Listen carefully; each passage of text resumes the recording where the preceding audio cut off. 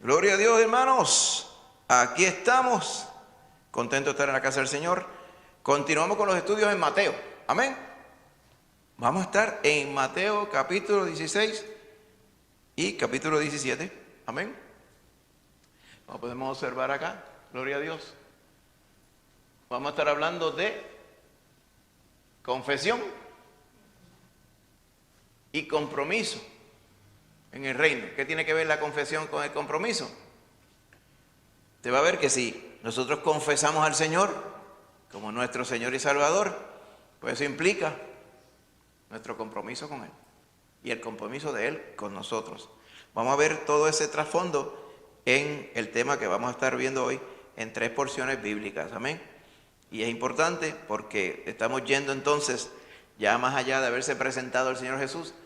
Él ya hemos visto, por ejemplo, cuando comenzamos el capítulo 13, que Él empezó a hablar acerca del reino de los cielos se ha acercado y usó lo que Él llama la palabra de Dios, las parábolas, para empezar a explicar qué es y cómo es el reino de los cielos. Recuerda que Él usaba las parábolas como punto de partida para ilustrar cómo es el reino de Dios, o sea, la nueva vida en Cristo Jesús que Él compró para los que Él redimió. Y el propósito de las parábolas era porque para aquellas personas que no se interesaban por la Escritura, ni por el reino del Señor, ni por la salvación, pues escuchaban la parábola y la retenían, se le olvidaba y ya no pasaba nada.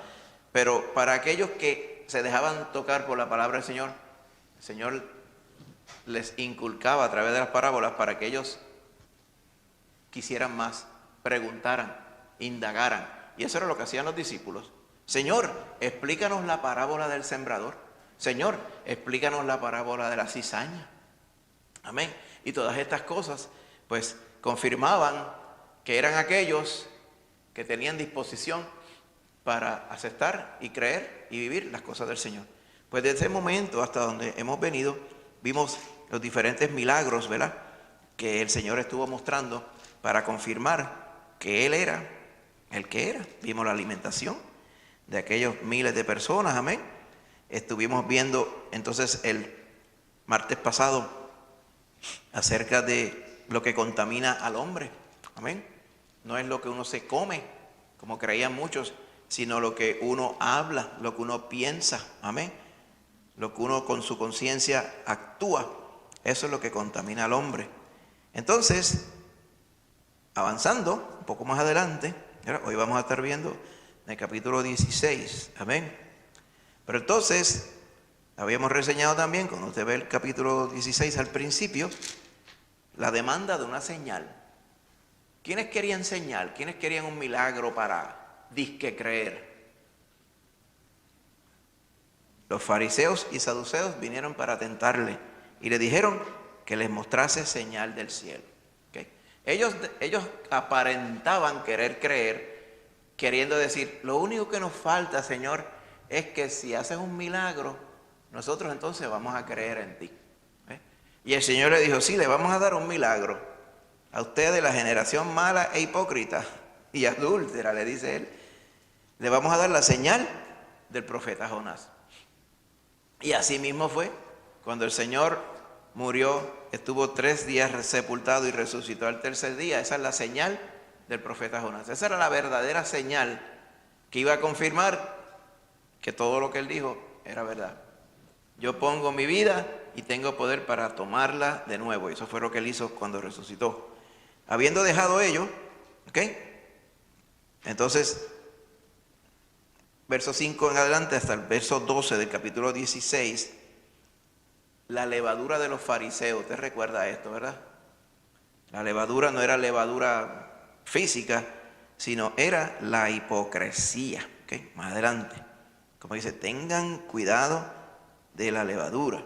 ¿Por qué? Porque hay personas, como los fariseos, que pretendían enseñar la palabra de Dios en ese momento, pero no la ponían por obra. O sea, ellos decían y mandaban a hacer, pero no hacían. ¿Por qué el Señor manda que nos cuidemos de personas así?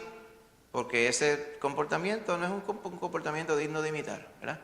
Y típicamente cuando la persona dice una cosa según la palabra de Dios y hace otra, en realidad no la cree, no le sirve al Señor.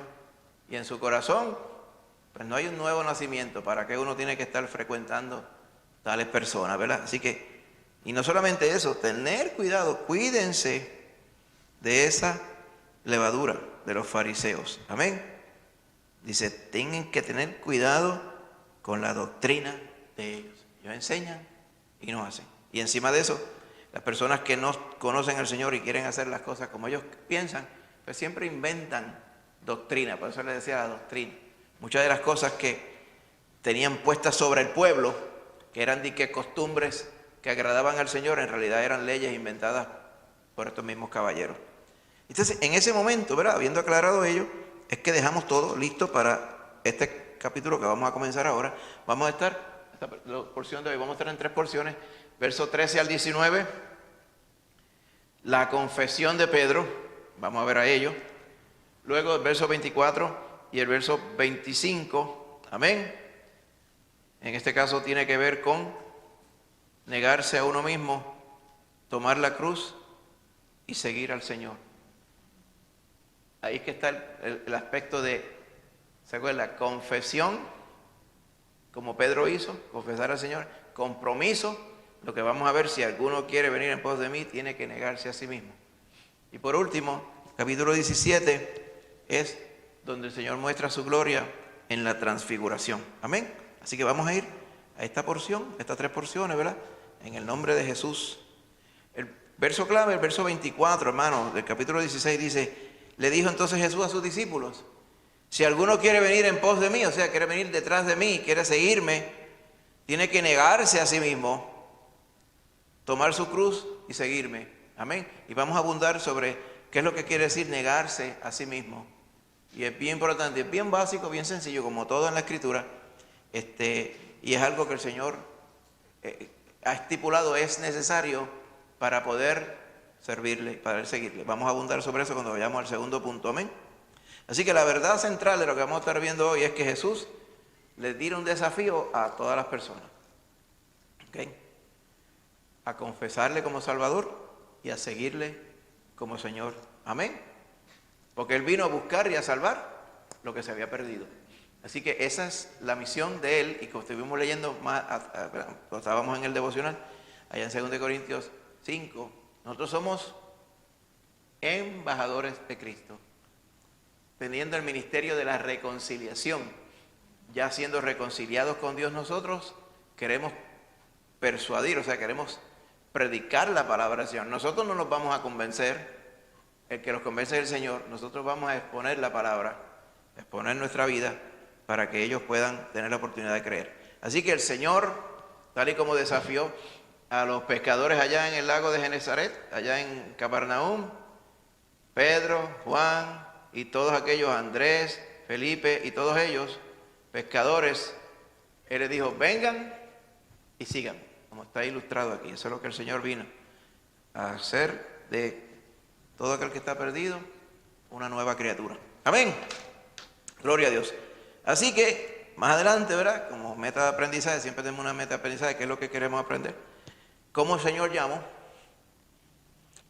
a todos a confesarle y a comprometerse? Las cosas tienen que ir juntas, no son separables, no son opcionales. El que confiesa a Cristo, amén, se compromete con Cristo. Amén. Porque el que conoce a Cristo y le confiesa sabe lo que acabamos de leer allá en 2 Corintios 5, que si Él murió y resucitó por nosotros, nosotros le servimos a Él. Amén. Sin condición.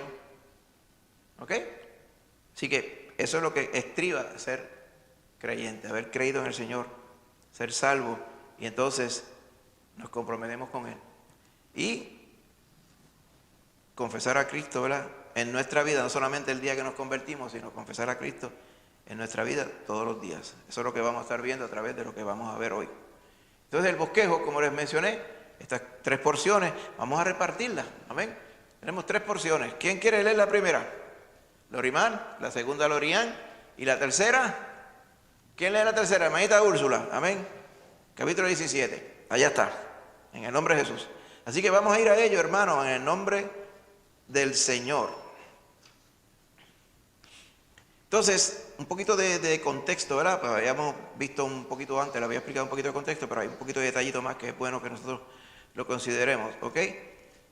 3 temas que algunos comentaristas le llaman megatemas, o sea, los temas grandes, los temas más resumidos de muchos libros de la Biblia, pues los podemos encontrar, ¿verdad?, en muchos comentarios. En el caso de Mateo, ¿ok?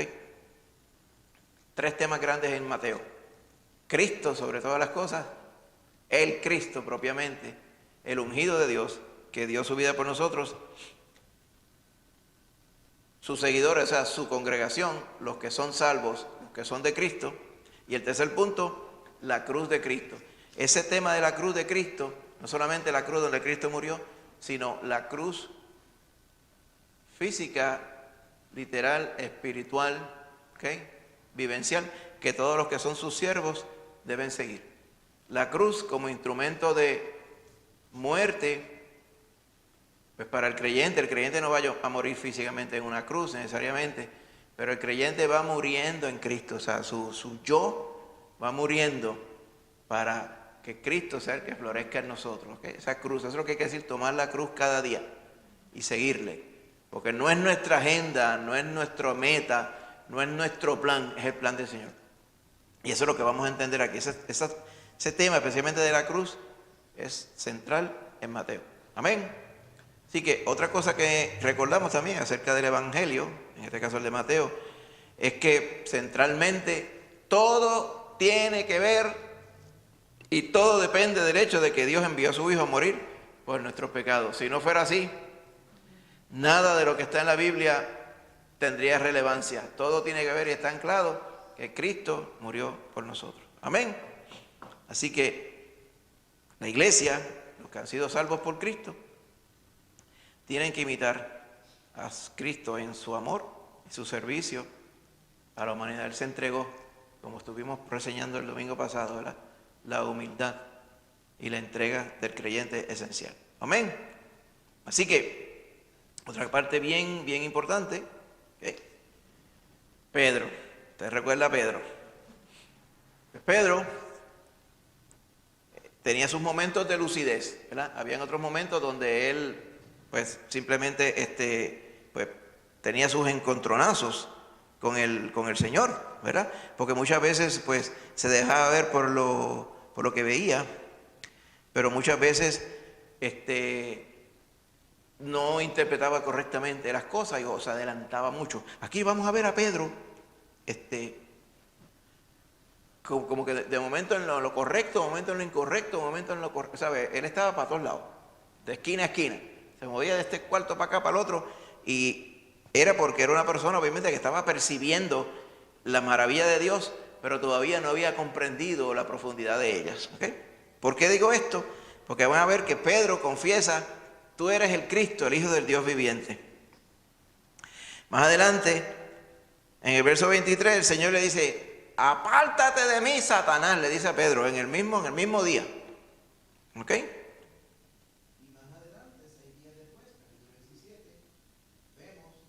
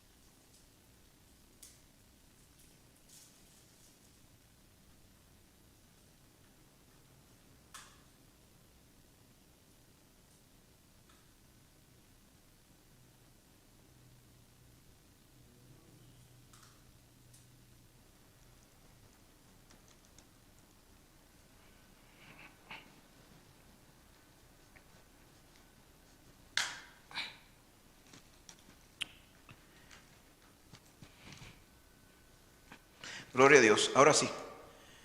Gracias al Señor. Ya pudimos cambiar la batería. Le estaba diciendo, Pedro confesó a Cristo como el Cristo, el Hijo del Dios viviente.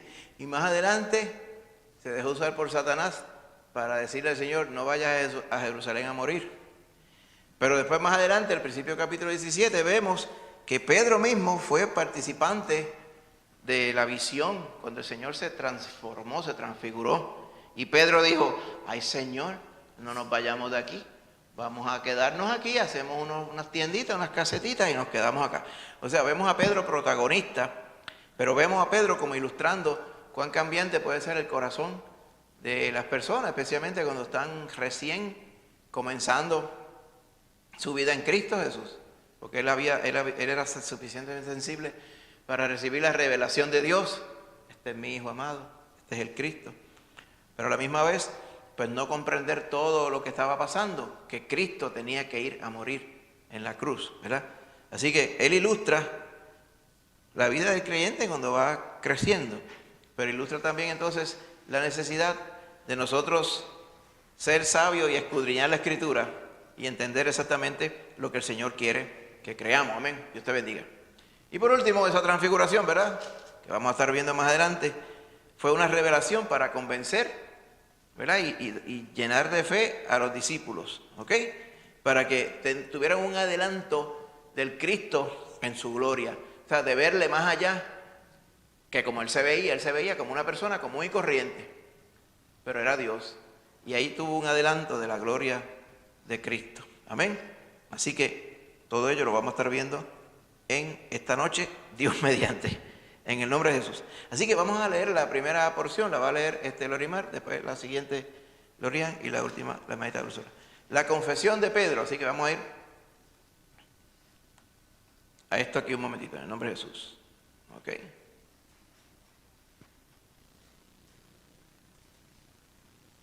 Amén.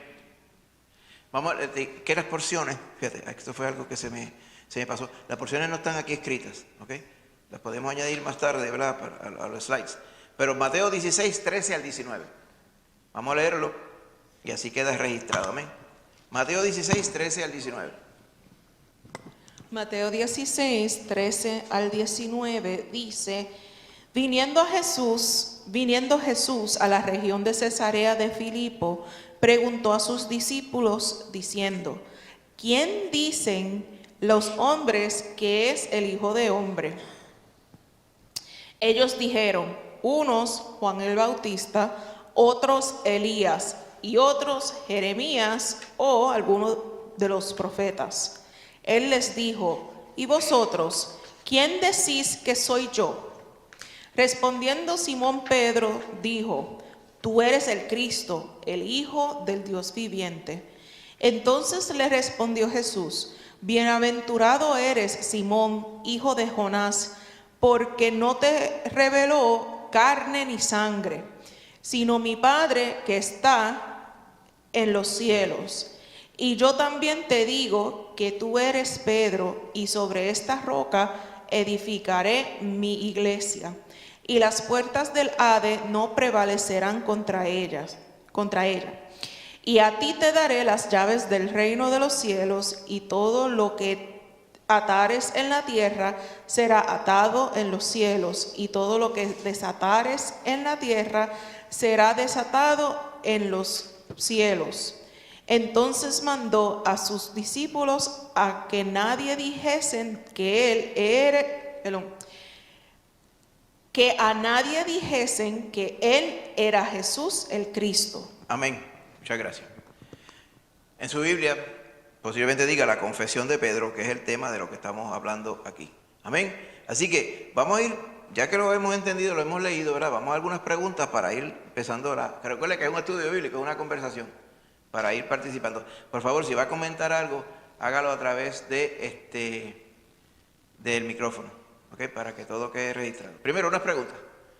¿Por qué Jesús le preguntó a los discípulos acerca de qué dicen las personas que soy yo?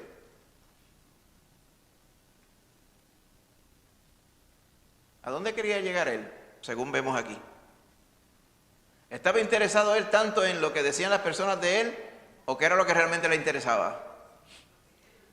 lo que los discípulos pensaban de él. Pero muchas veces hay que empezar diciendo, ¿qué es lo que creen los demás? Y usted vio, y dijeron, Juan el Bautista, que no era. Elías, tampoco. Jeremías, menos. Algunos de los profetas, o sea, profetas que ya habían vivido, tampoco. O sea, las personas no tenían noción de quién era Cristo Jesús. Y tenían todo, inclusive decían que era Juan el Bautista. Usted recordará en el contexto de Herodes, que decían que Herodes creía que Jesús era Juan, que había resucitado a los muertos, porque ya Juan había muerto. Y él dijo, el que está allí, ese es Juan. Como no lo conocía, no indagaba, solamente escuchaba. Así que las personas no conocían al Señor. Esa es la razón por la cual él pregunta, las personas, ¿qué dicen acerca de mí? Los discípulos entonces dijeron todas estas cosas, ¿verdad? Estamos ahí. Si nosotros hiciéramos lo mismo hoy día, si usted preguntara entre todas las personas que usted conoce, ¿puede pensar qué contestación darían? ¿Es mi guía? O sea, en algunos. ¿Es el Hijo de Dios? Pero sin entender el peso y qué conlleva ser Hijo de Dios. ¿Es el Salvador? Algunos posiblemente digan, es el Maestro. De hecho, ese se usa muchísimo. Amén. Y otro montón de otras comparaciones que la gente hace. Otros que son un poquito más filosóficos históricos dicen, fue un gran líder. Y un montón de otras cosas más que a veces escuchamos por ahí, a veces más moderno para acá dice, Cristo es mi música, Cristo es mi norte, Cristo es cuantas cosas, ¿verdad? Pero ninguna de ellas necesariamente describe al Señor. ¿Qué hace falta para poder describir bien al Señor primero? Usted va a ver, según la contestación de los discípulos, acerca de lo que nosotros decimos que eres tú. Fe, hay que creer en Él primero, hay que saber quién es Él. ¿Cómo usted va a explicar quién es el Señor si no le conoce? Amén.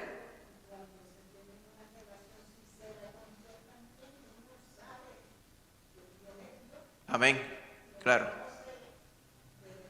Pero le conoce realmente, no le conoce porque alguien contó, porque es una descripción, no lo tiene que leer, tampoco, ya uno sabe quién es el Cristo Jesús. Amén, bendito sea el Señor. Así que, ¿qué similitudes y diferencias existen entre Jesús y aquellos con quien fue comparado? Por ejemplo, cuando la gente dijo, Juan el Bautista, ¿qué similitud tenía Juan el Bautista con Cristo? Bueno, eran familia en este mundo, en la carne. Amén. Anunciaban el reino de Dios los dos. ¿Ok? Eran contemporáneos también. El aspecto quizás no era igual porque Juan el Bautista decía que se parecía en el aspecto como de el profeta Elías, porque vestía con pieles y tenía un cinto grueso y era un poquito más, como más retraído, estaba, ¿verdad?, allá en el desierto. Jesús no necesariamente era así, pero similitudes. Jeremías, Elías, algunos de los profetas, ¿qué similitudes podían ver en Jesús respecto a estas personas? Además de que predicaban la palabra del Señor. Hacían milagros, Elías hacía milagros de parte del Señor, Jeremías también. Predicaban muchas veces en parábolas como Jeremías. Hacía diferentes señales, Jeremías y Ezequiel también. Si usted recuerda cuando estuvimos estudiando Ezequiel hace unos años. Ezequiel muchas veces hacía cierto tipo de pantomima y otras cosas para tratar de llegar el mensaje de Dios al pueblo. ¿Ok? O sea, parábolas básicamente visuales. En ese caso se parecía a Jeremías, se parecía a Jesús, a Ezequiel también. ¿Ok? Algunos de los profetas. Porque ¿cuál era el mensaje central de muchos profetas? Llamando al pueblo al arrepentimiento. Anunciando que se habían apartado del Señor, estaba llamando al arrepentimiento. Lo mismo que predicaba el Señor dijo, arrepentíos y convertíos, ¿ok? Para que vengan sobre ustedes tiempos de refrigerio, amén. Y arrepentíos porque el reino de los cielos se ha acercado. Esas cosas similares las veían en Jesús y en aquellos que ellos habían escuchado antes, ¿ok? Ahora bien, ¿cuál es la diferencia principal entre la respuesta de Pedro, ¿ok?, y cualquier otra opinión que ellos podrían haber tenido anteriormente, ¿verdad? Uno que había confesado al Señor la primera vez que lo conoció fue Natanael, ¿te recuerdas? Que le llevaron a Jesús y cuando el Señor lo vio, fue y llegó a Jesús donde estaba él orando, debajo de una higuera, ¿se acuerda? El Señor le dijo, hay un verdadero israelita en el cual no hay engaño. Y entonces Natanael dijo, ¿y dónde tú me conoces? Dice, antes de que tú me vieras, yo vi que tú estabas debajo de la higuera orando, allí yo te vi. Dice, ¿cómo me va a ver si yo estaba aparte? Nadie me pudo haber visto, pero él me vio, él entendió que lo había visto, ¿verdad? Porque tenía el poder de Dios para saber lo que todas las personas hacían. Y entonces le dice, tú eres el Hijo de Dios, tú eres el Rey de Israel. Amén. En algunos de los evangelios, mismo lo recuerdo bien al principio, es que está esto, no es en Mateo, definitivamente.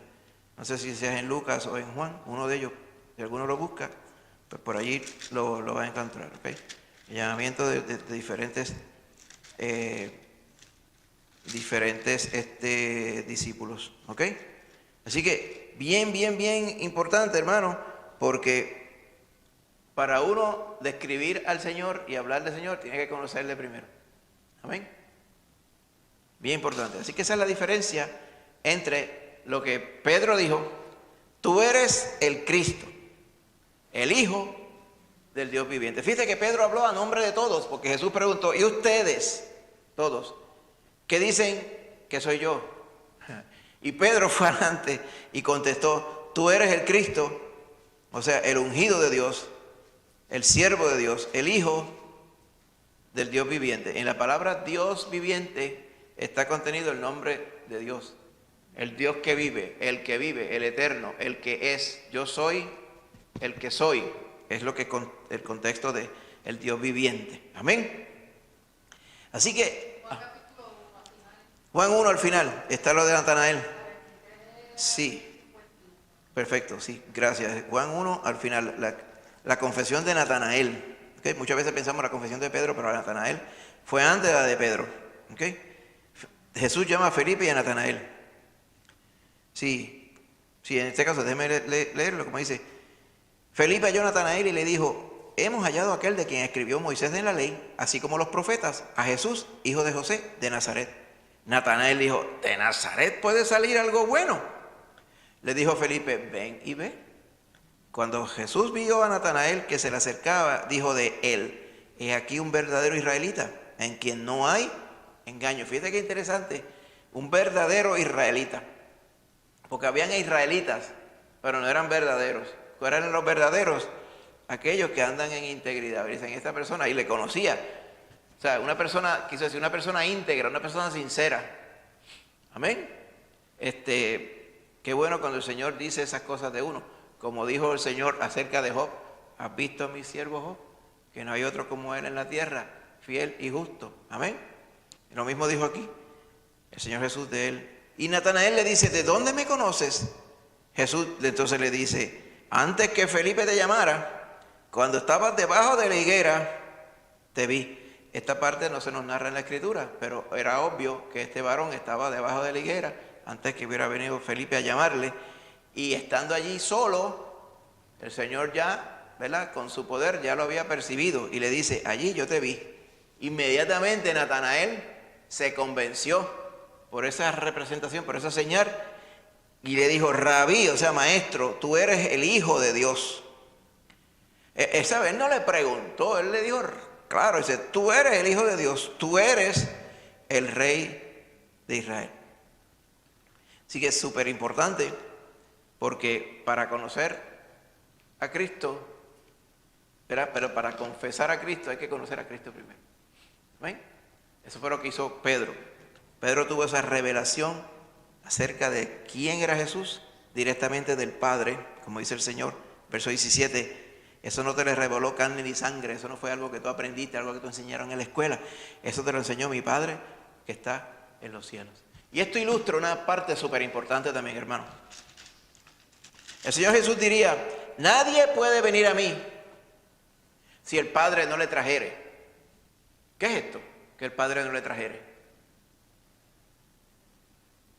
Porque el que convence de que Jesús es el Hijo de Dios y que murió y resucitó por los pecadores es el mismo Padre que envió a su Espíritu en esta época que estamos ahora para convencer a las personas de pecado, que estamos en pecado, de justicia, porque Él vino a justificarnos, y de juicio, porque hay un juicio venidero del cual escaparemos si venimos a Cristo Jesús. Esa es la obra del Espíritu Santo.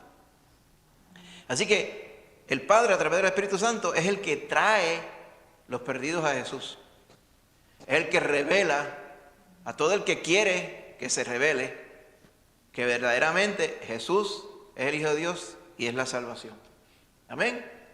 Se lo reveló a Natanael, Natanael lo creyó. Se lo reveló a Pedro, Pedro creyó. Y los fariseos y los saduceos, de los cuales hemos estado hablando tanto, ¿qué? ¿Que Dios no se les revelaba a ellos? Se les revelaba también. Pero ¿qué pasaba, hermano? Ciertamente no querían hacer caso a lo que Dios decía.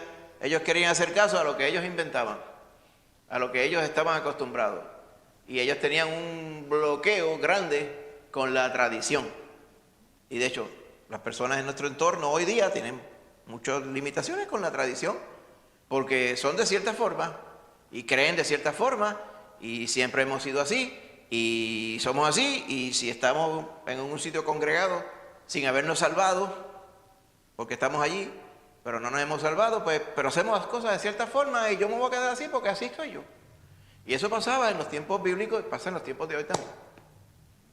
El Señor se nos revela a todos, se nos revela a nosotros, y nosotros creímos en el Cristo, el Hijo del Dios viviente. Amén. Lorian. Yo pensando como que a mí me parece que Jesús lo que estaba buscando como que hubiera una confesión pública. Amén. Porque la misma palabra dice que el Señor conocía lo que estaba en los corazones y nadie tenía que decirle. Correcto. O sea que sí Él sabía lo que ellos creían con respecto a Él, pero yo pienso que Él quería escuchar que fuera una confesión pública, porque Amén. también la palabra nos dice que el que me confesare delante de los hombres, yo le confesaré delante de mi Padre que está en los cielos, le dice Jesucristo mismo. Y también la palabra dice, ¿cómo es? Con el corazón se cree para justicia y con la boca se confiesa para salvación, ¿verdad? Exacto. Pues yo pienso que era más eso, ¿verdad? Como que lo confesaran en público, lo confesaran con su boca, que Exacto. Él era el Cristo. Exacto. Es correcto. Eso es lo que Él quería. Porque de hecho en Romanos 10, ¿verdad? Como hemos acostumbrado a leer, dice que con el corazón se cree para justicia. O sea, se cree para complacer y para cumplir con lo que Dios espera de nosotros. O sea, la justicia es que nosotros creamos en el Señor. Pero con la boca que se confiesa para salvación. O sea, que de la abundancia del corazón también es que habla la boca, ¿verdad? Así que eso es algo que confirma la fe que está en nuestro corazón. Cuando ellos confesaron al Señor, fue eso mismo también, Natanael, Pedro. Que Jesús es el Señor y creyeres de todo corazón que Él levantó de los muertos, serás salvo. Exacto. Eso mismo. O sea que hay que, por eso el tema de hoy, confesión y compromiso. Amén. Así que estamos viendo el contexto de la confesión, Natanael, la confesión de Pedro. Exacto. Como una vez decía un pastor hermano, decía, no podemos ser creyentes de la secreta. O sea, los creyentes guillados, ¿ok? Porque no podemos estar guillados, tenemos que ser cartas abiertas al mundo. Amén. Y eso es precisamente lo que estamos viendo aquí, en el caso de Pedro y los discípulos. Amén. Gloria a Dios. Ahora bien, importante, hermano, algo que muchas veces hay muchas personas que hoy día, especialmente la religión católica romana, para hablar con claridad, pretende decir que por los versos que están aquí, que el fundamento de la iglesia es Pedro, y de ahí extrapolan y dicen que Pedro fue el primer papa, y los otros papas pues siguieron después de Pedro, hasta el sol de hoy. Primero, el establecimiento del título papa y nada es completamente opuesto a la escritura, porque papa lo que quiere decir es papa, papá, padre. palabra del Señor dice, no le llames padre a ninguno en la tierra. El único padre que tú tienes es el que está en los cielos. O sea que ahí también se llevaron a enredar la palabra y le fueron en contra de la palabra para establecer una jerarquía de líderes religiosos que no es bíblica. Y encima de eso, la autoridad se la adjudican en estos versos que están aquí. Cuando leen, bienaventurado eres, Simón, hijo de Jonás, porque no te lo reveló carne ni sangre, sino mi Padre que está en los cielos. 18 dice, y yo también te digo que tú eres Pedro, y sobre esta roca edificaré mi iglesia, y las puertas del Hades no prevalecerán contra ella. Amén. ¿De dónde sale que Pedro es el fundamento de la iglesia? Cuando dice tú eres Pedro y sobre esta roca. Pero si usted lo lee así por encima, no se da cuenta de lo que el Señor está diciendo. Pedro, el nombre Petros, de hecho Petros fue el nombre que le puso Jesús, porque él se llamaba Simón. Simón, hijo de Jonás, Simón Barjona era el nombre del hijo de Jonás, pero serás Pedro. Ahí tú eres Pedro. ¿Ok? Pedro en griego es Petros, como estamos ilustrando aquí. Piedra. Y sobre esta roca, Petra, edificaré mi iglesia.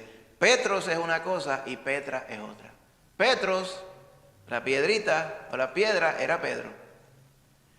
Petra era la roca inconmovible, la misma que se nos habla en el Antiguo Testamento, aquella roca que andaba con el pueblo de Israel. Y aquella roca, como dice la Escritura, era Cristo. Amén. Esa roca de tropiezo, dice, sobre quien cayere esa roca será desmenuzado, pero quien se parare sobre la roca será exaltado. Amén. Y vemos la ilustración de la roca a través de toda la Escritura. Y el Señor ahora aquí menciona roca, porque la iglesia se establece sobre la roca. De hecho, es la única vez donde se menciona la iglesia en los evangelios. El concepto de iglesia, eclesia siendo, quiere decir, los entresacados. ¿Entresacados de dónde? Del mundo. Ese grupo selecto, esa eclesia, iba a estar fundada ¿dónde? Sobre la roca. La roca que es Cristo. ¿Se acuerda cuando estuvimos 1 Corintios capítulo 3? Amén. ¿Qué nos habla en 1 Corintios capítulo 3? Nadie puede poner otro fundamento que el que está puesto, el cual es Jesucristo. Amén.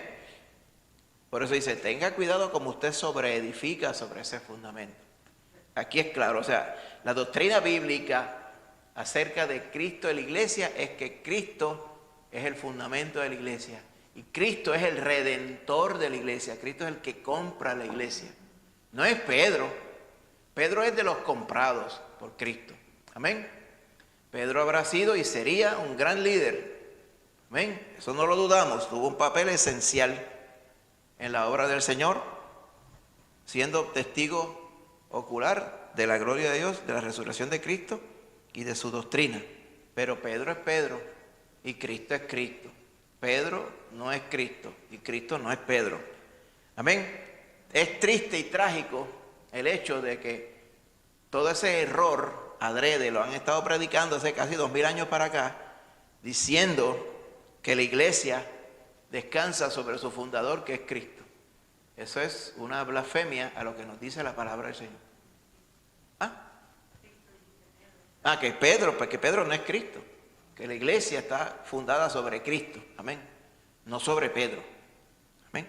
Y de ahí es que vienen todas las ilustraciones de que dice, te daré las llaves del reino de los cielos. Ahí es que vienen todas las ilustraciones de que cuando yo llegue allá al cielo, allí estará Pedro en un portón con unas llaves en la mano. Eso no es bíblico, hermano. Primero, si usted llega hasta el portón del cielo, de los cielos nuevos y tierra nueva, ¿a cuenta de qué? Allá es que usted se va a dar cuenta si va a entrar o no. Si Pedro le abre o no. Eso no es bíblico, eso es un error, un disparate. Usted se convierte y se salva aquí en este mundo. Usted no se da cuenta allá en la eternidad. Si usted se muere y no sabe que está a salvo y llega allá, usted está perdido. Y cuando llega allá no es Pedro, es Dios el Padre que le va a condenar y va a evaluar sus obras, y el que no se halló inscrito en el libro de la vida fue lanzado al lago de fuego. Pero lamentablemente hay unas generaciones a través de toda la historia que han sido engañados con este asunto de que la doctrina que viene de la iglesia, que está fundada sobre Pedro, pues es la que tiene la verdad y está basado sobre una mentira. Vaya usted a ver. Amén. Así que por ahí vamos. Así que Petros y Cefas también se le dice en el contexto de Primera de Corintios, cuando dicen, algunos son de Apolo, dicen, estos son de Corintios, estos son de Cefas. Dice, ¿quién es Cefas? Cefas es la palabra aramea para piedra. Y se refiere a Pedro. Ahí se confirma que Cefas es el nombre arameo de Pedro. Amén. Quiere decir piedra. En griego, Petra, que es lo que está escrito en la escritura, quiere decir piedra. No quiere decir roca. Roca es solamente una, se llama Cristo Jesús. Amén. Así que sobre esa roca, sobre Cristo, es que iba a establecer la iglesia. Hay personas que dicen, la iglesia se iba a establecer sobre la confesión de Pedro. Eso no es lo que dice ahí. Esta roca. Amén. Él no dijo esa roca, sobre esta roca. Él habla de él, de Cristo Jesús. Amén. La roca inconmovible. Amén. Usted sabe que dice, piedra de tropiezo y roca que hace caer. La roca que hace caer, o tropezamos con Cristo, o nos fundamentamos en Cristo. Ahí no hay ninguna opción. Amén, hermano. Así que toda esta parte es súper crítica, súper importante, ¿verdad? Otra parte importante que nos narra aquí acerca de la iglesia que va a estar fundada, ¿dónde? Sobre Cristo. Dice, las puertas del Hades no prevalecerán contra ella.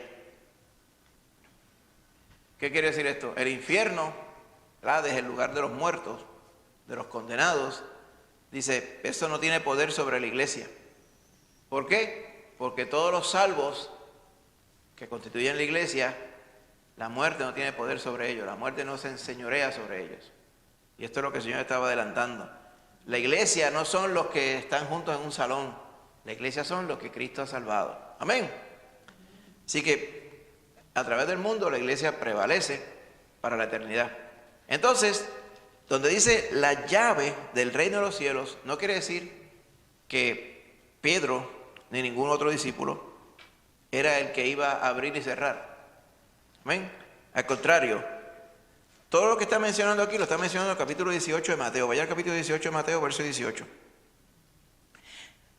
18 de Mateo dice, de cierto os digo que todo lo que atéis en la tierra será atado en el cielo. Lo mismo que estaba diciendo ya en el capítulo 16.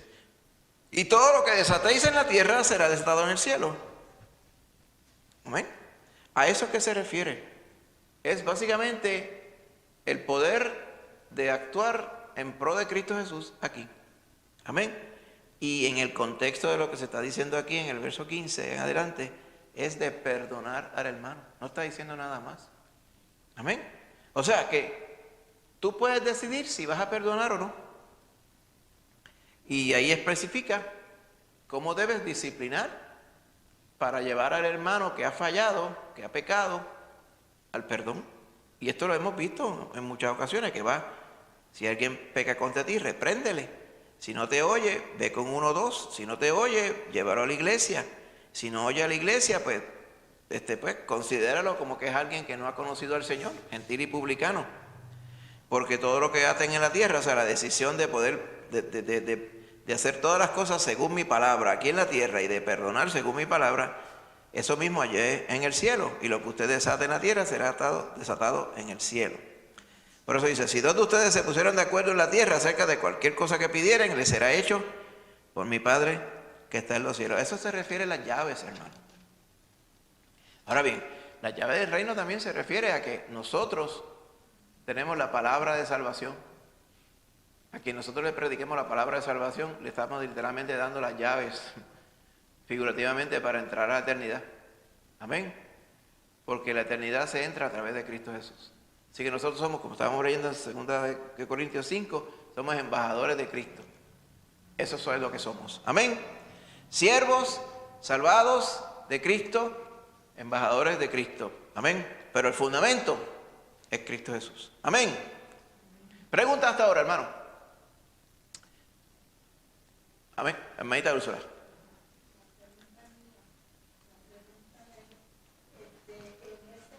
Ajá.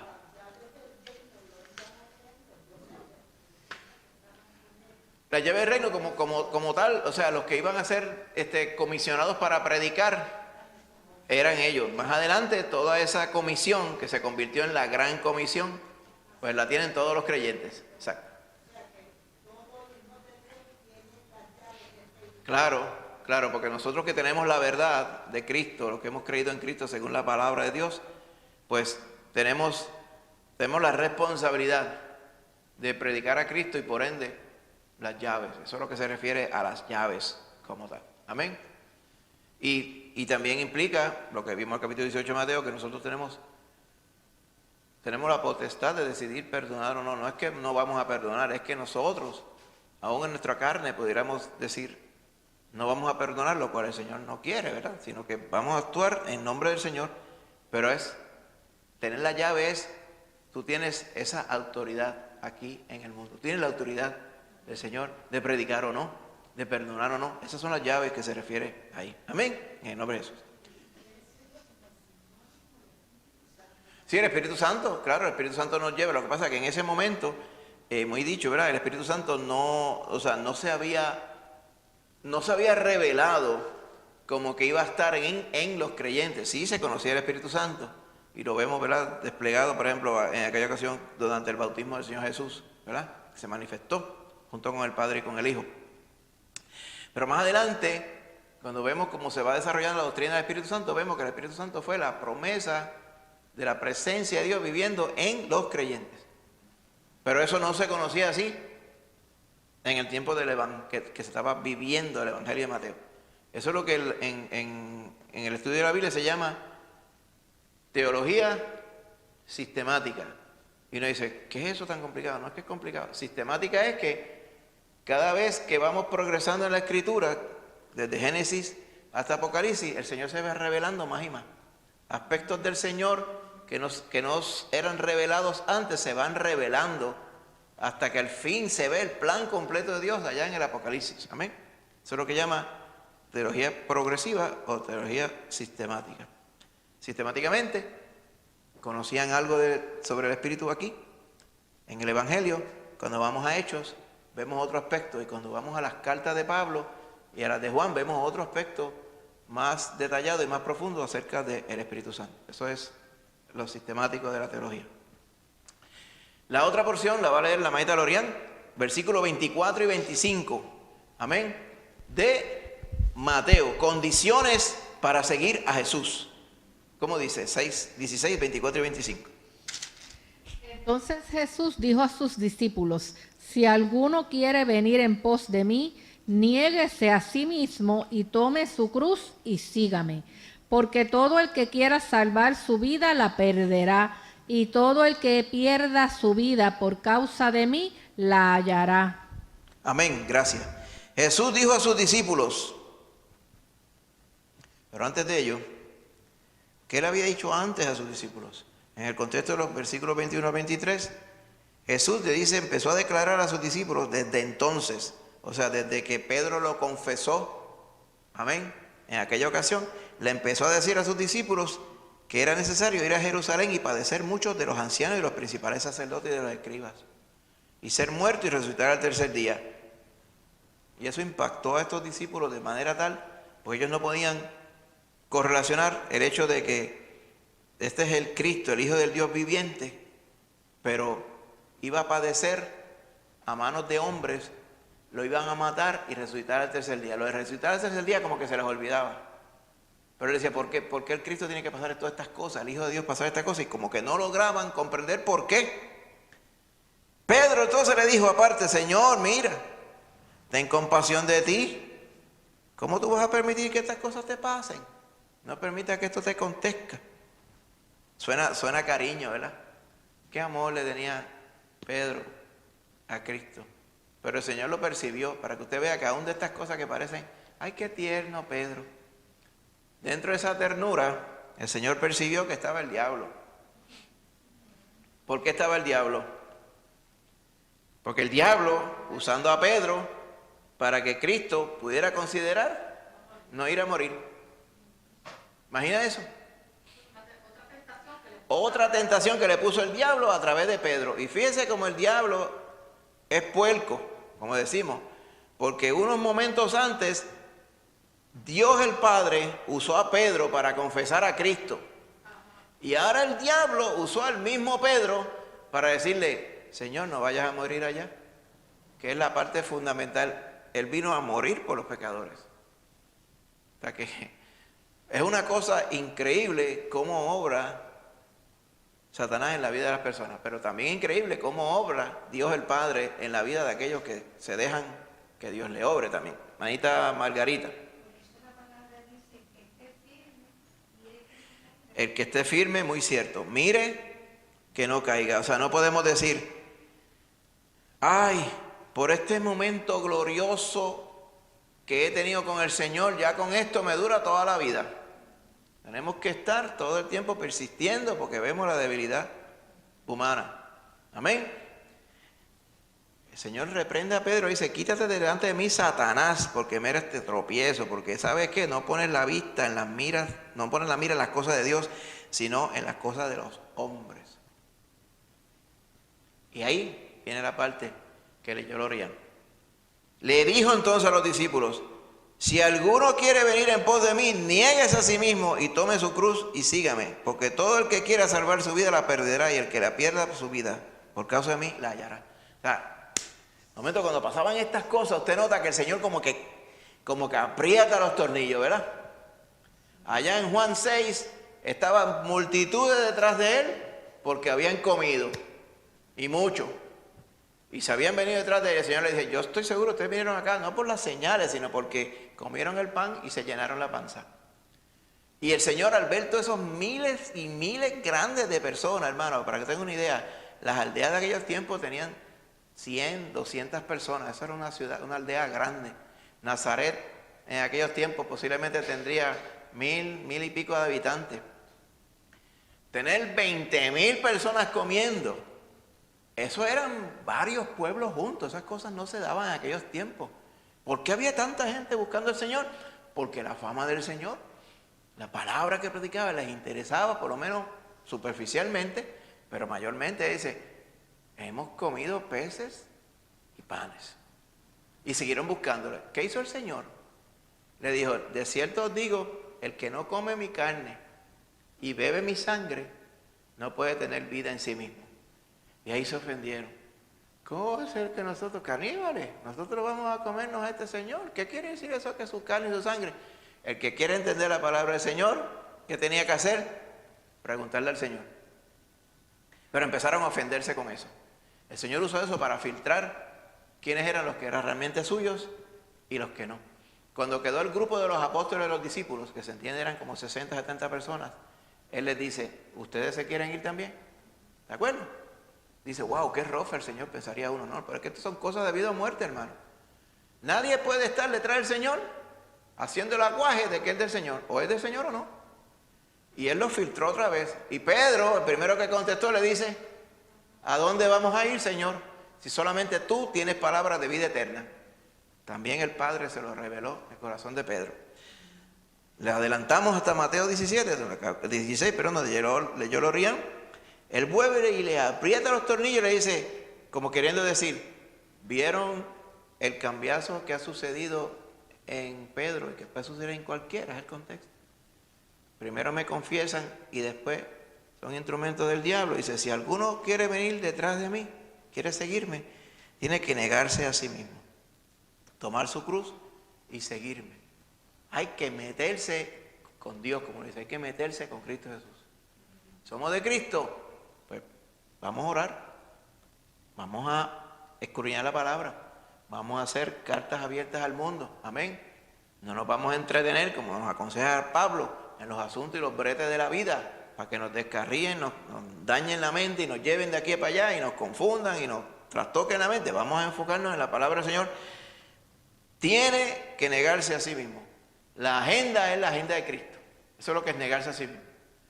Dice, ahora soy yo y yo tengo un negocio con el Señor, tengo un acuerdo con el Señor. Como una vez escuché yo decir una pasada hace muchos años. ¿Qué acuerdo con el Señor si tú eras un perdido que el Señor te salvó? O no sé, a lo mejor no te has salvado. Posiblemente por eso piensa que tú tienes un contrato con el Señor o un acuerdo con el Señor.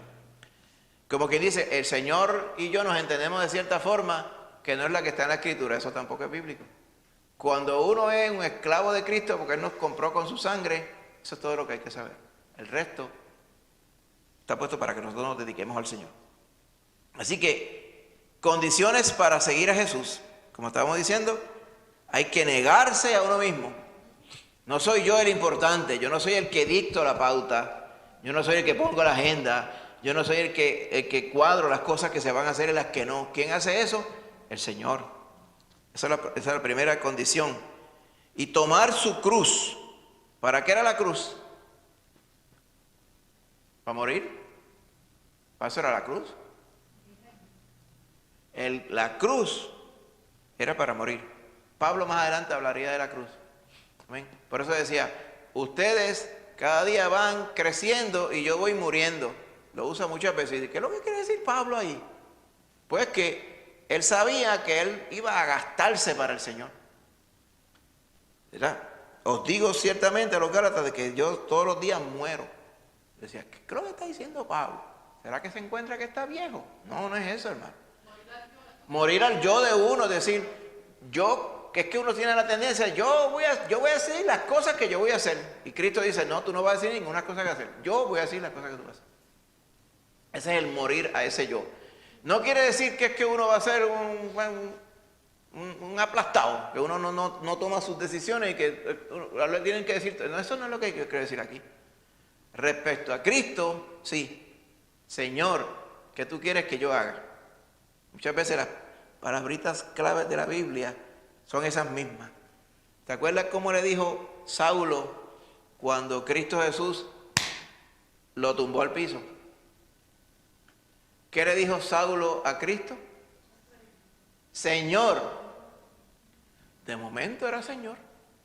Antes era un mequetrefe que engañaba al pueblo. Ahora de momento, cuando encontró a Cristo y Cristo lo encontró cara a cara, ahora le dice, Señor, ¿qué tú quieres que yo haga? Y eso resume la vida cristiana. Señor, lo que me compraste con tu sangre, ¿qué tú quieres que yo haga? Él es tan bueno que dice, ¿qué tú necesitas que yo te dé? Para eso es la oración.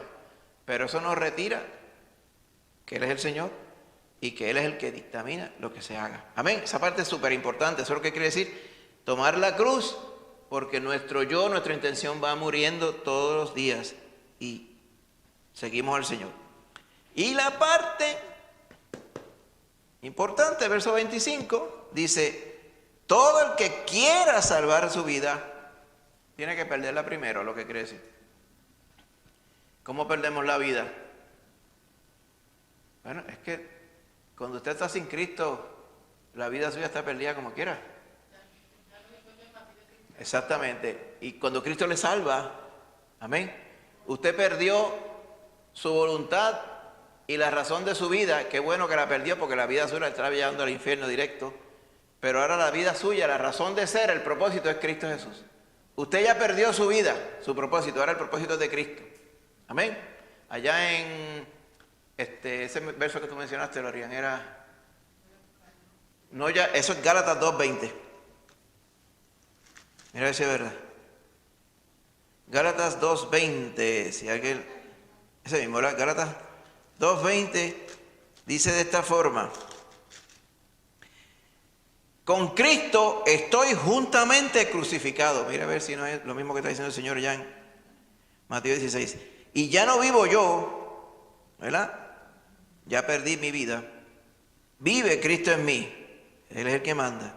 Y lo que ahora vivo en la carne, lo vivo en la fe del Hijo de Dios, el cual me amó y se entregó a sí mismo por mí.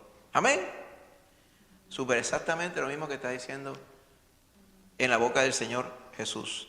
Amén. El que quiera salvar su vida, tiene que perderla primero. Qué bueno, todos los que somos de Cristo hemos perdido nuestra vida, pero hemos ganado a Cristo. Cuando Pablo decía eso mismo, yo quiero llegar allí y asirme a Cristo, amén, para no ser hallado yo, sino yo ser hallado en Él, como quien dice, ¿qué es lo que define a Pablo? No es la agenda de Pablo, es que Cristo salvó a Pablo. Y esa es la historia de Pablo. Y eso mismo, ¿verdad?, que él explica. Y allá en Gálatas, excelentemente, en Gálatas 2:20, lo resume muy bien. Amén. Esas son las condiciones para servir a Jesús, seguir a Jesús. Él es el que manda, Él nos compró con su sangre y estamos puestos para no vivir nuestra vida, sino la vida que Cristo dicta para nosotros. Amén. Cualquiera que difiera de esto, no es de Cristo, hermano.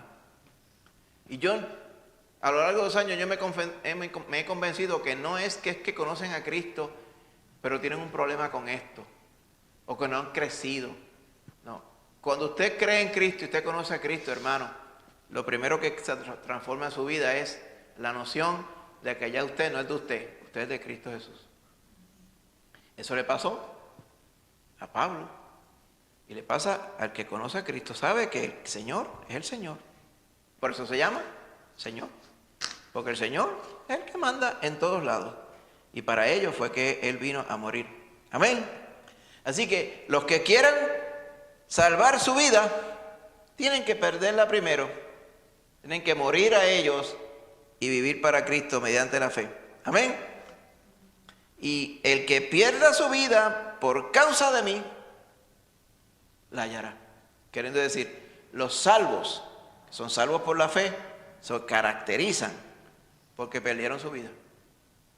Porque ya la vida no es de ellos, la vida le pertenece al Señor. Piense eso, hermano, medite en esto, parte importantísima.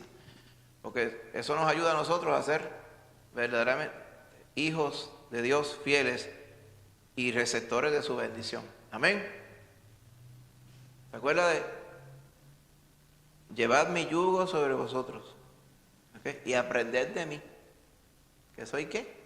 Manso y humilde de corazón. Y hallaréis reposo para vuestras almas. Como que dice, nosotros no estamos para llevar arrastrado al Señor. El Señor es el que pone su yugo sobre nosotros. Importante.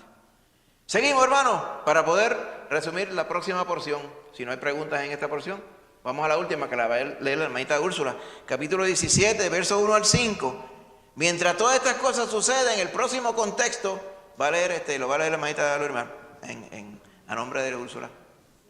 Amén. 17, 1 al 5. ¿Cómo dice? 6 días después, Jesús tomó a Pedro, a Jacobo y a Juan su hermano, y los llevó aparte a un monte alto, y se transfiguró delante de ellos, y resplandeció su rostro como el sol, y sus vestidos se hicieron blancos como la luz. Y he aquí les aparecieron Moisés y Elías hablando con él. Entonces Pedro dijo a Jesús: Señor, bueno es para nosotros que estemos aquí. Si quieres, hagamos aquí 3 enramadas, una para ti, una para Moisés y otra para Elías. Mientras él aún hablaba, una nube de luz los cubrió, y he aquí una voz desde la nube que decía: Este es mi Hijo amado, en quien tengo complacencia. A él oíd. ¿Qué le había dicho yo de las palabras que de momento están puestas en la palabra del Señor, que son súper importantes? A Él oíd. Amén. Súper importante, ¿verdad? Y cuando uno medita en ello, dice, ¿qué quiere decir a Él oíd? La palabra de Cristo es salvación y vida. A Él tenemos que escuchar. ¿Qué pasó entonces? Dice 6 días después. Jesús tomó a Pedro, a Jacobo y a Juan. Que ahí siempre cuando habían estas cosas trascendentales, el Señor se llevaba a estos 3. Cuando fue a orar allá a Getsemaní, capítulo 17 de Juan, justo antes de ser capturado y dar su vida por nosotros, el Señor se llevó allí a Pedro, a Jacobo y a Juan. Amén. Los llevó aparte a un monte alto. Mucho se debate sobre qué monte fue. No es importante. Si hubiera sido importante, hubiera dicho el nombre del monte aquí. Algunas personas creen que fue un monte. Me acuerdo que estuve con Lorian cuando fui hace como 3 años allá. Fuimos a un monte de lo que es más probable se llama el Monte Tabor. ¿Ok? Si fue ese o no, pues no sé. Pero él subió a un lugar apartado arriba y dice que allí se transfiguró. Transfiguró. ¿Ok? Es la palabra metamorfo. Usted conoce, ¿verdad? Ha estudiado la metamorfosis de ciertos animales, o cuando dicen que alguien se transformó en su aspecto, dice, sufrió una metamorfosis. ¿Qué es metamorfo? Morfo es la forma, y meta es que cambió de forma. O sea, el Señor Jesús se veía como un hombre común y corriente a los ojos, se veía su humanidad como nos vemos nosotros, pero ahí cambió su forma, cambió su aspecto. ¿Cómo cambió? Que ahora su rostro brillaba como el sol y sus vestidos se hicieron blancos como la luz. Pedro, Jacobo y Juan. Vaya a Apocalipsis para que usted vea. Juan lo vio así otra vez. Justo antes de escribir su revelación. ¿Okay? En Apocalipsis 1. Dice, yo estaba en el Espíritu en el día del Señor, verso 10, capítulo 1, y oí detrás de mí una gran voz como de trompeta que me dijo, yo soy el Alfa y el Omega, el primero y el último, 1:11 de Apocalipsis, perdón. Escribe en el libro lo que ves y envíalo a las 7 iglesias que están en Asia, Éfeso, Esmirna, Pérgamo, Tiatira, Sardis, Filadelfia y Odisea. Y me volví, dice Juan, para ver la voz que hablaba conmigo y vuelto vi 7 candeleros de oro. Y en medio de los 7 candeleros a uno semejante al Hijo del Hombre, a Cristo. Él conocía a Cristo, él había estado con él largos años de su vida. Y vestido de una ropa que llegaba hasta los pies, ceñido por el pecho con un cinto de oro. Su cabeza y sus cabellos eran blancos como blanca lana, como nieve, y sus ojos como llama de fuego. Sus pies semejantes al bronce bruñido, refulgente como un horno, y su voz como estruendo de muchas aguas. Tenía en su diestra 7 estrellas y de su boca salía una espada aguda de 2 filos. Su rostro era como el sol, ¿está viendo? Cuando resplandece con fuerza. Y cuando le vi, caí como muerto a sus pies. Y él puso su diestra sobre mí y me dijo, no temas, yo soy el primero y el último, el que vivo y estuve muerto. Y por ahí sigue. Y vivo por los siglos de los siglos. Y fíjate, el verso 18 dice, y tengo las llaves de la muerte y de la... Pero las llaves no las tenía Pedro. ¿Está viendo? Que el Señor no le da las llaves de nada, nada que no sea referente a la eternidad, hermano. Él es el que decide, amén, qué hacer con todas las cosas. Él es el que tiene el poder, Él es el todopoderoso, hermano. Así que este fue el que vio Juan. Glorioso como le vio aquí, dice que cayó como muerto. Pues acá es evidente que la forma en que se transfiguró no fue en la gloria como se veía en la isla de Patmos, pero dice que su rostro resplandeció como el sol y sus vestidos se hicieron blancos como la luz. ¿Vieron? Y entonces a un lado estaba Moisés y al otro lado estaba Elías. Entonces uno dice, ¿y cómo ellos sabían que era Elías y Moisés? Dios el Padre a través del Espíritu tuvo que habérselo revelado. No hay otra forma. Porque hoy día usted más o menos ve a una persona y ve la foto y dice, ah, sí, está el fulano, está el fulano. Pero eso es hoy. Pero en los tiempos antiguos no había esa noción. Y mucho menos, ¿quién había visto? ¿Dónde había un dibujo de Elías y uno de Moisés? En ningún sitio. ¿Cómo ellos sabían que eran ellos? Porque el Espíritu Santo se lo revela, hermano. Y aparecieron Moisés y Elías y estaban hablando con Jesús. Amén. Hay una parte que yo entiendo que dice, ¿y qué estaban hablando? En uno de los paralelos, creo que es Marcos 2. Déjame chequear aquí.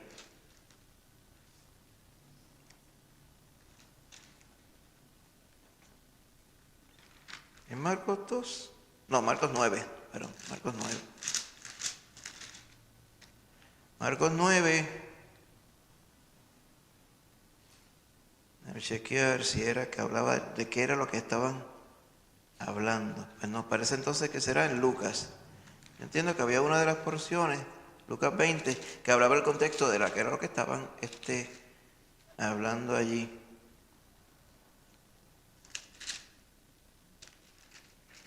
Verificar. Lucas 9, 28. Correcto. Hay un momentito. Dice la palabra del Señor de esta forma. Sí, en Lucas habla. Lucas 9, 31 dice, esos dos varones hablaban con él, los cuales eran Moisés y Elías, quienes aparecieron rodeados de gloria también, y hablaban de su partida que iba Jesús a cumplir en Jerusalén. ¿Qué partida? Cuando el Señor ascendiera al cielo, posteriormente a haber resucitado. Va viendo, ese era el tema de lo que estaban hablando. Amén. Así que este es el contexto de lo que está aquí. Tiene muchos más detalles en Lucas y Marcos que en la porción que tiene aquí en Mateo. ¿Okay? Pero entre los tres relatos se complementan. ¿Ok? Importantísimo. Así que se transformó el Señor. ¿Cuál era el propósito de esta visión? Amén. ¿Qué querían? ¿Qué quería el Señor con ellos? ¿Ok? Primero, glorificarse. Y segundo, aumentar la fe de Pedro, Jacobo y Juan. Habiéndole visto allí y vieron la gloria del Señor. Amén. Acuérdense que ellos tenían que ser preparados para poder ser los líderes de la iglesia que tenían que ser. Usted vio que habían 12 apóstoles, ¿verdad? Y de ellos se mencionan los 12, pero protagonistas, como que líderes de la iglesia, se establecieron siempre Pedro, Jacobo y Juan. ¿Okay? El Señor los estaba preparando para ello. Aquí se reveló a ellos con la gloria del Hijo de Dios. Por eso lo hizo así, delante de ellos. Y muchos han dicho, ¿por qué Moisés y por qué Elías? Moisés representaba a la ley. Fue el que recibió, fue el primer profeta, por así decirlo, el que recibió la ley para entonces comunicársela al pueblo, la palabra de Dios. Y el otro, Elías, fue otro de los grandes profetas, el primer gran profeta de todos. Amén. Moisés representaba la ley y Elías representaba los profetas. Cuando la palabra dice, de mí, dice el Señor, habla toda la ley y los profetas. En estos dos mandamientos se resume toda la ley y los profetas. Cuando habla de la ley y los profetas se refiere a todas esas que el Señor, la ley que Él reveló a través de Moisés y los profetas que profetizaron y fueron sus portavoces a lo largo de la historia del Antiguo Testamento. Algunas personas dicen, pues los dos testigos que se mencionan en Apocalipsis capítulo 11, que van a ser testigos de Cristo durante la gran tribulación en Jerusalén, y el Señor les va a dar la potestad de predicar la palabra y nadie les puede hacer daño. Amén. Por 3 años y medio. Hay personas que dicen, eso van a ser Moisés y Elías. ¿Por qué Elías? Porque Elías no murió. Elías fue llevado a la eternidad directo. Y algunos dicen, pues de esa misma forma, el otro es Enoc. Porque Enoc no murió. La realidad es que son especulaciones. La palabra del Señor no nos dice que va a ser ninguno de ellos. Posiblemente son otras personas, ¿verdad? Otros santos del Señor que el Señor va a utilizar. Aquí ciertamente podemos hablar de lo que se representa aquí. La ley y los profetas, hablando de la obra que Cristo vino a hacer. Y este era el problema que tenían los saduceos y los fariseos. Ellos no querían aceptar que el cumplimiento de la ley y los profetas era Cristo Jesús. Él vino a cumplir la ley y hacer exactamente como había sido profetizado acerca de él. Él cumplía la ley y los profetas. Por eso es que estos dos estaban hablando con él allí. Y hablando de su partida, cuando el Señor ascendiera al cielo, como se nos describe allá en Hechos capítulo 1. Bendito sea el Señor. Amén.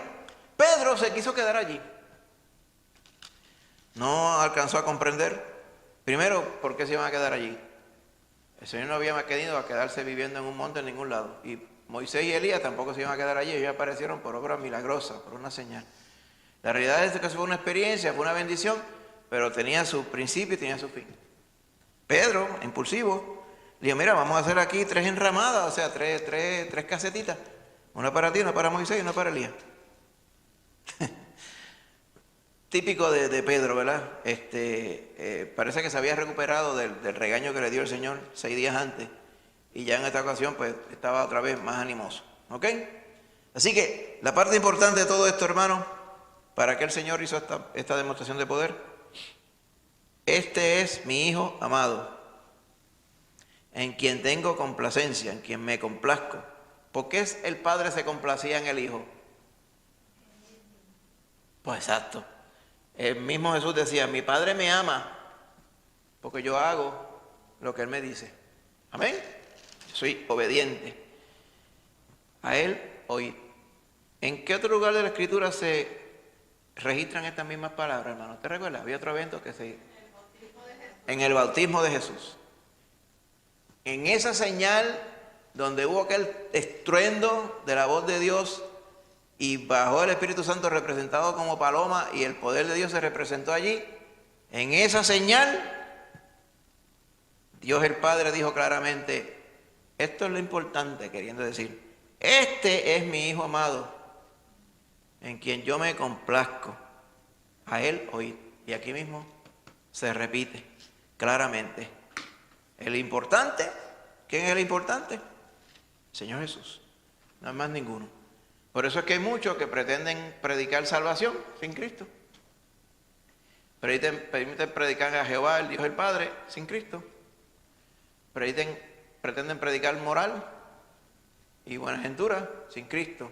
Sin Cristo no hay nada y nada vale. Todas las cosas fueron hechas por Él y para Él, y todas las cosas por medio de Él existen y fueron creadas. Así que todo tiene que ver con Cristo Jesús. Bendito sea Él. Aplicación, hermano, y ya terminamos. La confesión de Pedro y la confesión suya.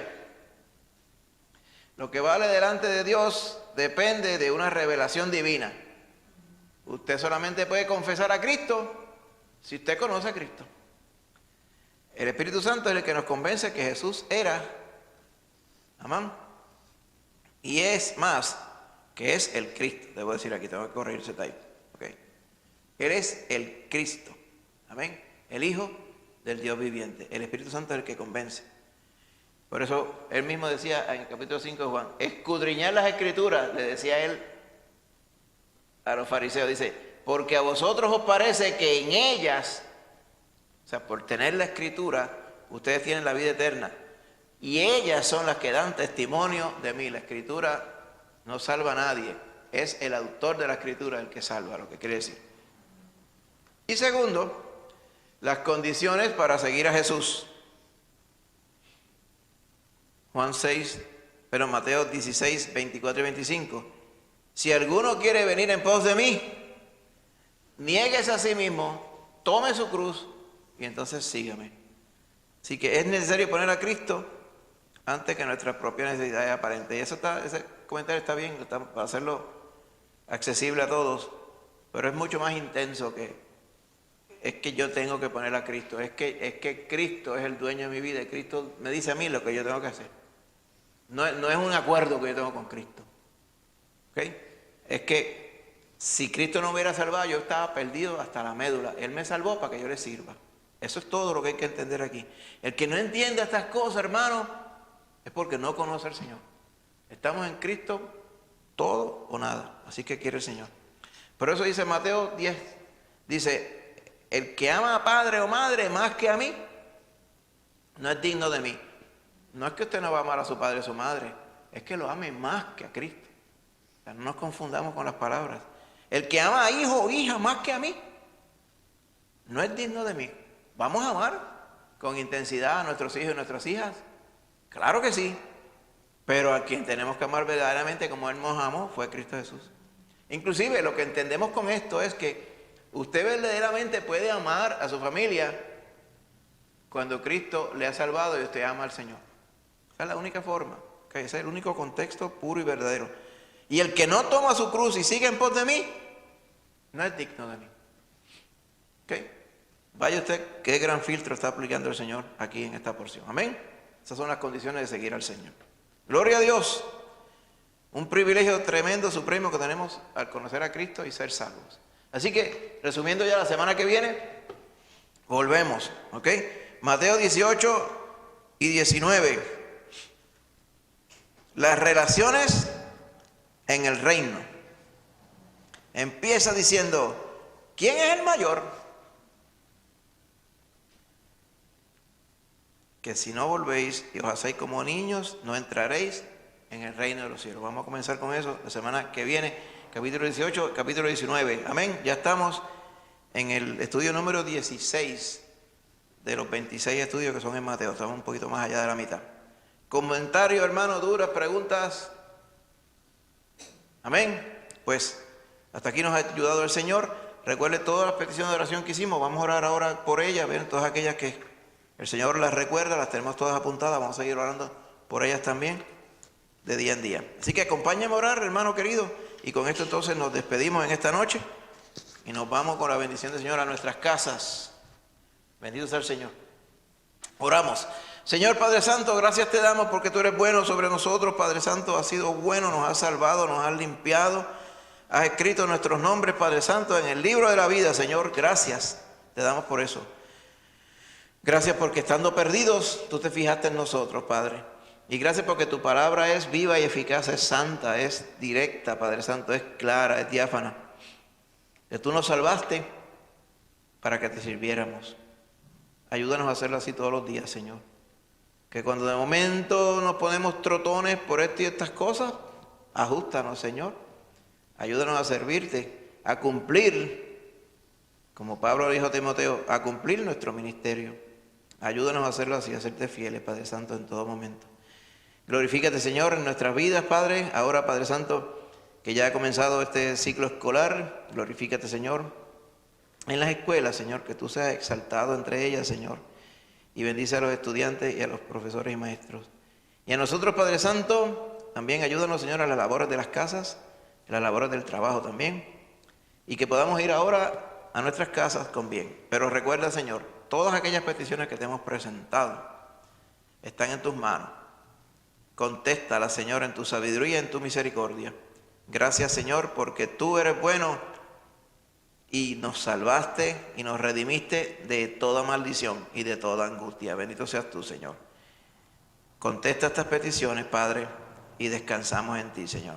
Todo esto, Padre, lo pedimos en el nombre de Jesús. Amén. Amén, hermanos. Dios me las bendiga a todos.